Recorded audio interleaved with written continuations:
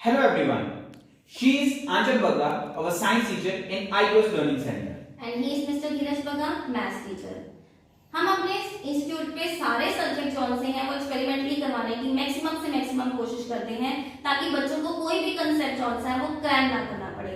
और हमारा जो सा नया सेशन है वो 12 अप्रैल 2021 से स्टार्ट हो रहा है। आज हम उसके लिए एक डेमो लेके आए हैं on the science subject and today we will discuss some science experiment. And first of all, we are starting with the experiment on which we will test whether the given substance is a conductor or insulator with the help of the device. तो उसके लिए हमने एक setup बनाया हुआ है जिसके अंदर हमारे पास अलग अलग तरह की जॉन्सी हैं। हमने आइटम्स को यूज किया हुआ है। जैसे ये हमारे पास एक डिवाइस है, हमने इसके अंदर एक बैटरी लगा रखी है और हमने इसके साथ एक एलईडी लगा रखी है और एक बजर लगा रखा है। हमारा काम जो है वो एलईडी के साथ हो सकता था, पर हमने फिर भी जो है बजर को इंट्रोड्यूस किया है। क्यों? क्योंकि कई बार जब हम ये एक्सपेरिमेंट जो है वो क्लास में लेके जाते हैं तो पिछले वाले बच्चों को ये एलईडी जो है वो दिखाई नहीं देती, तो उनको भी समझ में आ जाए कि हाँ भाई कौन सा डिवाइस कंडक्ट कर रहा है, कौन सा नहीं कंडक्ट कर रहा है। तो जिसकी वजह से हमने साथ में क्या लगाया है, यहाँ पे बजर लगाया है। और उस साथ के साथ अगर कोई स्पेशल चाइल्ड है जिसको सुनाई देने में कोई दिक्कत है तो उसको भी ये वाला जो एक्सपेरिमेंट है वो आराम से समझ में आ सकता है। अब हमने इसको ऑन कर दिया। अगर मैं यहाँ पे जैसे यहाँ पे कुछ भी नहीं लगा रखा हमने सर्किट के अंदर, तो यहाँ पे क्या है हमारी एयर।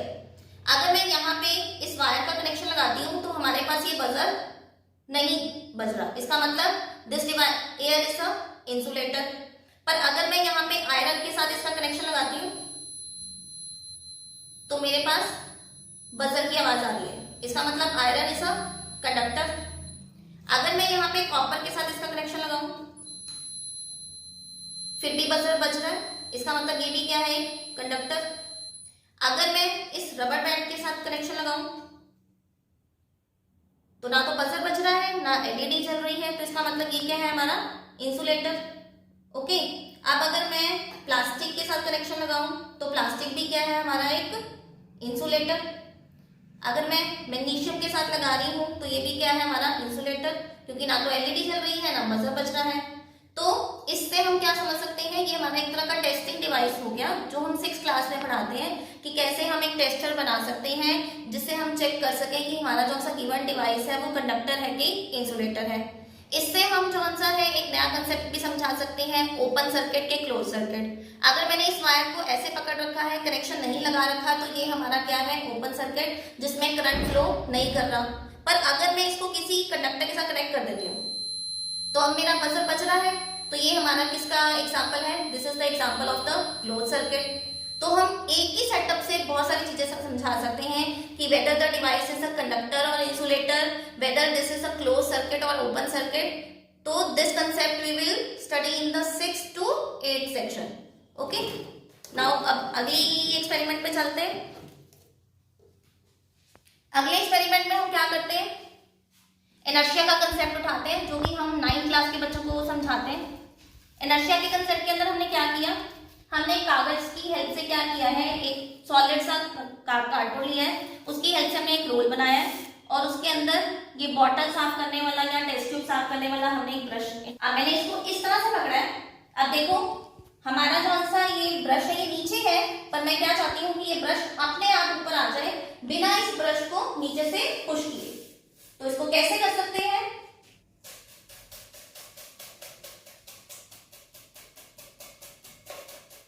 हमारा ये जो सा ब्रश था वो नीचे से अपने आप क्या हो गया, ऊपर आ गया।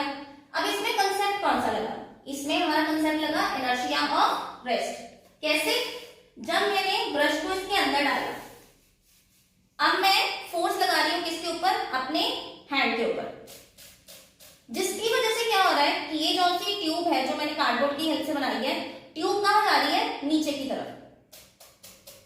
पर हमारा जो सा ब्रश है वो क्या आ रहा है, ऊपर, क्योंकि ब्रश के ऊपर डायरेक्ट फोर्स नहीं लग रही। तो ब्रश अपनी स्टेट को चेंज करना नहीं चाह रहा, ब्रश अपनी कौन सी स्टेट रखना चाह रहा है, स्टेट ऑफ रेस्ट, जिसकी वजह से हमारा इनर्शिया ऑफ रेस्ट को फॉलो करते हुए ये वाला जौन सा हमारा ब्रश है ये क्या हो जाएगा, ऊपर आ जाएगा। हमारी जौन सा ये कार्डबोर्ड का ये ट्यूब है, ये कार्डबोर्ड की ट्यूब नीचे जाती है, पर हमारा ये जौन सा ब्रश है ये क्या हो जाता है, ऊपर आ जाता है। सेम कंसेप्ट से हम कौन सा है ये वाला एक एक्सपेरिमेंट कर सकते हैं। बड़े आराम से ये चीजें आपको घर में मिल सकती हैं। स्वेटर बुनने वाली एक सिलाई है और ये हमने बीच में क्या फिक्स किया है, यहाँ पे एक आलू फिक्स किया हुआ है। अब मैं क्या चाहती हूँ कि मेरा आलू नीचे है, मैंने इस आलू को क्या लेके आना है, ऊपर लेके आना है। अब या तो मैं इसको सीधा ऊपर लेके आऊं, इसके ऊपर डायरेक्ट फोर्स लगा के इसको ऊपर लेके आऊं, या फिर मैं क्या करूं, कुछ साइंस का कंसेप्ट लगाएं। अब साइंस के कंसेप्ट में हम कौन सा कंसेप्ट लगाएंगे, सी। अब मैं फोर्स लगा रही हूं सिलाई के ऊपर।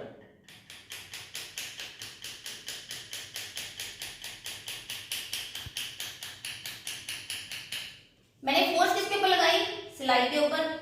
सिलाई जा रही है मेरी नीचे की तरफ, पर मेरा जो ये पोटैटो है it want to be in the state of rest, तो वो इनर्शिया ऑफ रेस्ट की वजह से क्या आ जाता है, हमारा ऊपर आ जाता है। तो इससे हम 9th क्लास के बच्चों को इनर्शिया का कंसेप्ट समझा सकते हैं। ओके, सेम चीजें आपको सर ने समझाया था एक कॉइन के कंसेप्ट से, कॉइन के कंसेप्ट सर ने समझा दिया, तो मैं अब उसको नहीं उठाती। अब अगला एक्सपेरिमेंट करते हैं हम। अगले एक्सपेरिमेंट के लिए हम क्या करते हैं, अब हम साइंस को एक मैजिक बनाते हैं। अब साइंस को मैजिक कैसे बनाते हैं, हम लिखते हैं एक जादुई लेटर। जादुई लेटर के अंदर हम कंसेप्ट कौन सा यूज करेंगे, एसिड और बेस का। ये मेरे पास एक लिक्विड है जिसके अंदर मैंने बेस लिया हुआ है सोडियम हाइड्रोक्साइड। इस सोडियम हाइड्रोक्साइड के बेस को मैंने एक कटोरी में डाला। अब मैं क्या करूंगी, इसमें ये ईयरबड डाल के यहाँ पे मैं लेटर लिखूंगी जो कि आपको अभी दिखेगा नहीं। फिर हम उसको एक जादुई तरीके से उसको क्या करेंगे, विजिबल कराएंगे। आई एम राइटिंग, शायद अभी आपको बिल्कुल नहीं दिख रहा होगा।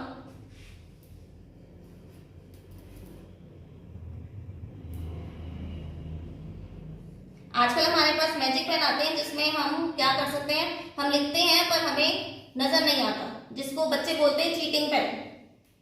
पर हम इसमें यूज करेंगे यहाँ पे साइंस का कंसेप्ट। ये कौन सा कंसेप्ट है, हम 7th क्लास के बच्चों को करवाते हैं और 10th क्लास के बच्चों को भी करवाते हैं।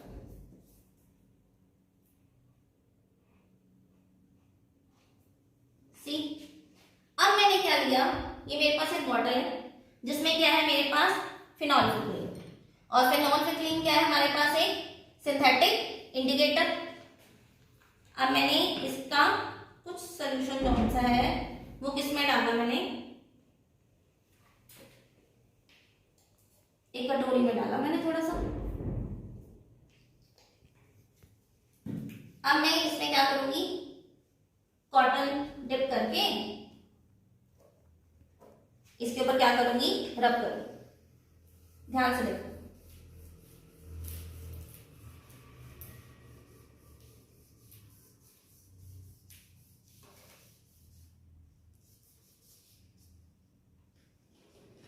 see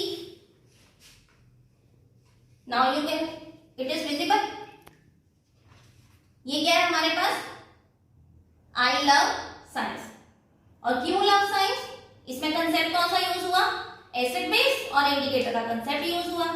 क्या यूज किया इसमें, मैंने NaOH सोडियम हाइड्रोक्साइड एक बेस लिया, उसकी हेल्प से मैंने एक पेपर के ऊपर लेटर लिखा जो कि पहले हमें नहीं दिखाई दे रहा था। फिर मैंने क्या यूज किया, फिनोल्फिथलीन यूज किया। फिनोल्फिथलीन क्या है, इंडिकेटर जो कि बेस में कौन सा कलर देता है, पिंक कलर देता है, मजेंटा कलर देता है। तो मैंने उसको जब इसके ऊपर रब किया तो मेरे पास कौन सा कलर जो नहीं दिख रहा था, लेटर नहीं दिख रहा था, वो मुझे क्या शुरू हो गया, दिखना शुरू हो गया। तो इसको हम क्या बोल सकते हैं, जादुई लेटर। तो इस कंसेप्ट से अगर हम बच्चों को पढ़ाएं, 7th क्लास में ये एसिड बेस इंडिकेटर का कंसेप्ट है, 10th क्लास में एसिड बेस इंडिकेटर का कंसेप्ट है, अगर हम इस वे से समझाएंगे तो बच्चे उसको क्रैक नहीं करेंगे कभी भी, उसको समझेंगे और उनको ये कंसेप्ट बहुत अच्छे से लर्न हो जाएगा। अब अगर एसिड बेस हमने उठाया ही है तो एसिड बेस के लिए हम आगे यूज करते हैं indicator, litmus paper. Litmus paper ऐसा इंडिकेटर के तौर पे यूज करते हैं। ये हमारे पास इंडिकेटर है, ब्लू लिटमस पेपर और रेड लिटमस पेपर। अब मैं क्या करने जा रही हूँ, मेरे पास 3 जॉनसन है टेस्ट ट्यूब में यूज करूंगी। एक में मैं डालूंगी डिस्टिल्ड वाटर,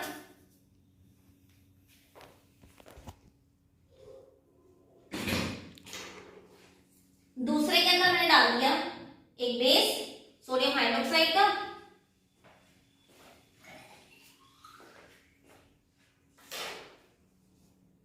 और तीसरे टेस्ट ट्यूब में मैंने डाल दिया एक एसिड, हाइड्रोक्लोरिक एसिड मैं यूज कर रही हूं यहाँ पे।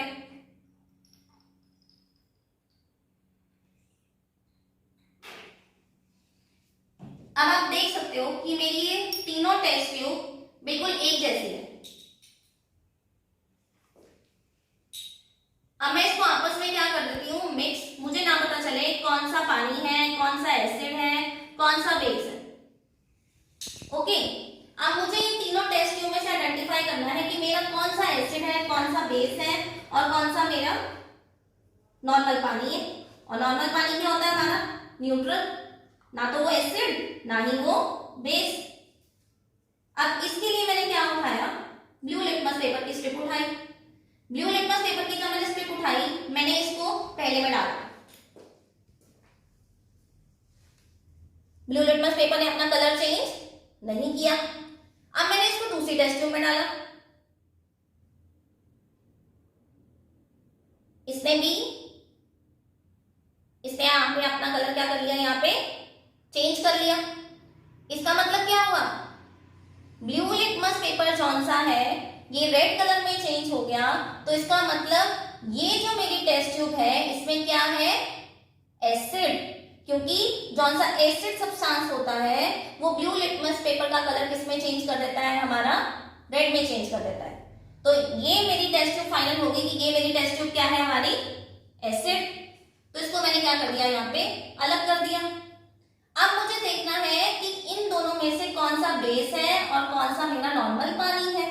अब इसके लिए मैंने क्या उठाया, यहाँ पे रेड लिटमस पेपर उठा लिया मैंने। अब रेड लिटमस पेपर से चेक करते हैं। मैंने रेड लिटमस पेपर को पहले किस में डिप किया, इस फर्स्ट टेस्ट ट्यूब में डिप किया। इसमें इसके कलर के ऊपर कोई भी इफेक्ट नहीं पड़ रहा। अब इसी को मैंने दूसरी टेस्ट ट्यूब में डाला। ये मेरा रेड लिटमस पेपर कौन से कलर में चेंज हो गया, ब्लू कलर में चेंज हो गया। इसका मतलब इस टेस्ट ट्यूब में रेड लिटमस पेपर का कलर ब्लू में चेंज हो गया। तो इस टेस्ट ट्यूब में क्या है, हमारी बेस। और बेस मैंने कौन सा लिया था, बेस मैंने यहाँ पे कौन सा लिया था, सोडियम हाइड्रोक्साइड लिया था। तो मेरा क्लियर हो गया कि ये क्या है, मेरा पानी, और ये क्या है, मेरा बेस। ओके, इसका मतलब क्या है, हमारे पास दो तरह के लिटमस पेपर होते हैं हमारे पास, एक रेड लिटमस पेपर, एक ब्लू लिटमस पेपर। और इन दोनों लिटमस पेपर की हेल्प से हम क्या कर सकते हैं कि whether the given substance is acid, base और न्यूट्रल। ओके, अब इसी से एक और रिएक्शन करते हैं। एसिड बेस कर रहे हैं हम, तो उसके कंसेप्ट को और अच्छे से पता कर लेते हैं।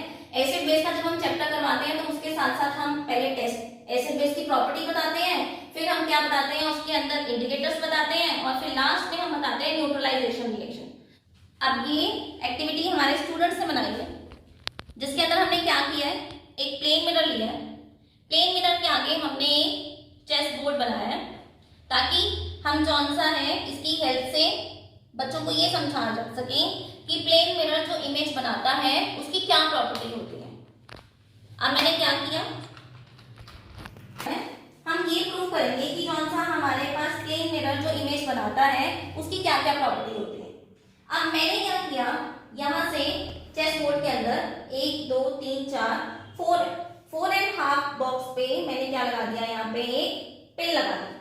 अब ये मेरी जो सी पिन है ये किस तरह से काम कर रही है, एज अ ऑब्जेक्ट की तरह काम कर रही है। अब अगर इस ऑब्जेक्ट की इमेज मैं प्लेन मिरर के अंदर देखूं तो हमारे पास कौन सी ये इमेज है, ये किस तरह से बन रही है, ये इमेज बिल्कुल सीधी बन रही है, जैसा मेरा ऑब्जेक्ट है वैसी ही बन रही है। अब अगर मैं इस ऑब्जेक्ट और इस इमेज के बीच में बॉक्स का डिफरेंस देखूं, मैंने अपना कौन सा ऑब्जेक्ट था वो कहाँ पे लगाया था, 4.5 बॉक्स पे लगाया था। अगर मैं पीछे इमेज का भी हमारे पास जो डिस्टेंस देखूं मिरर के पीछे, तो वो भी अगर आपको दिख रहा होगा कैमरे के अंदर कि वो भी कितने बॉक्स हैं, 4.5 बॉक्स पीछे है। इमेज है वो 4.5 बॉक्स ही पीछे है। तो जिससे क्या क्लियर हो रहा है हमारे पास कि जितना ऑब्जेक्ट प्लेन मिरर से आगे पड़ा है उतनी ही उसकी इमेज कौन सी है वो प्लेन मिरर के क्या बनती है, पीछे बनती है। एक प्रॉपर्टी तो ये क्लियर हो गई। दूसरा, अगर हम देखें तो हमारे पास अगर ऑब्जेक्ट जिस पोजीशन पे है, जैसा सीधा रखा है, हमारी कौन सी उसकी इमेज है वो भी कैसी बनेगी, बिल्कुल सीधी बनेगी। हम एक्टिविटी चेंज करते हैं। 6th और 7th क्लास की ही एक्टिविटी है जिसके अंदर ये भी हमारे पास एक बच्चे ने बना के दी है। क्या किया है हमने, 2 प्लेन मिरर लिए हैं। 2 प्लेन मिरर को हमने क्या किया है, साथ में जोड़ के इस तरह से हमने साथ में जोड़ दिया टेप की हेल्प से, ताकि हम इन 2 मिरर के बीच का जो सा एंगल है उसको क्या कर सकें, चेंज कर सकें। अब मैंने क्या किया, इस मिरर के बीच का जो सा एंगल है वो कितना सेट किया, 90 डिग्री पे सेट किया।